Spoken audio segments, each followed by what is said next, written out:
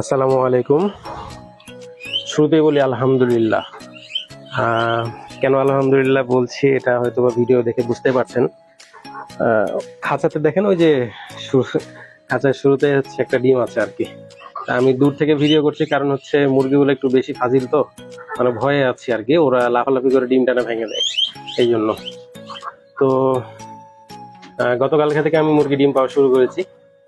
প্রতিদিনই 2টা করে পাচ্ছি। উপরে 3টা হচ্ছে মুরগি, নিচে একটা মোরগের সাথে একটা মুরগি আছে, মোট 4টা মুরগি। তো 2টা করে ডিম পাচ্ছি, মানে শুরু হলো কালকে থেকে।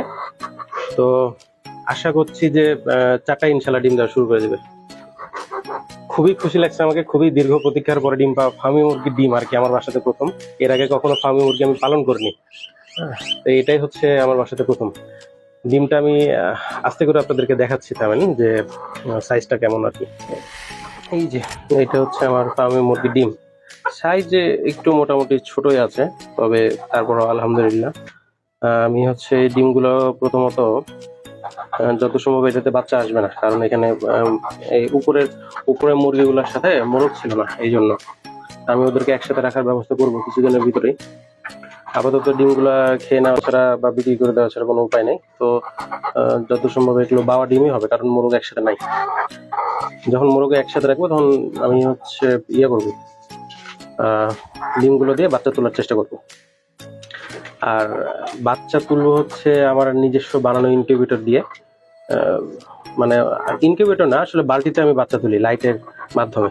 তো যখন তুলবো তখন অবশ্যই আপনাদেরকে জানাবো। মানে খরচ সর্বোচ্চ 200 টাকা হবে, কিন্তু একটা ইনকিউবেটর কিনতে গেলে 400 টাকার মতো খরচ হবে।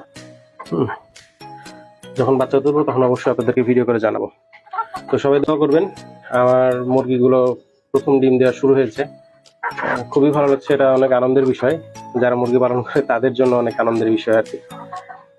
তো দোয়া করবেন। দেখা হবে পরবর্তী ভিডিওতে। আল্লাহ হাফেজ। এখন খাইতে দেবো সবগুলাকে। যে পরিমাণে ছটফট করছে, দুপুরে খাইতে দেওয়া হয়নি, সে সকালে দিয়েছি, দুপুরে দিব, আবার হচ্ছে রাত্রে। তো দেখা হবে পরবর্তী ভিডিওতে। ততক্ষণ তো সবাই ভালো থাকবেন। আল্লাহ হাফেজ।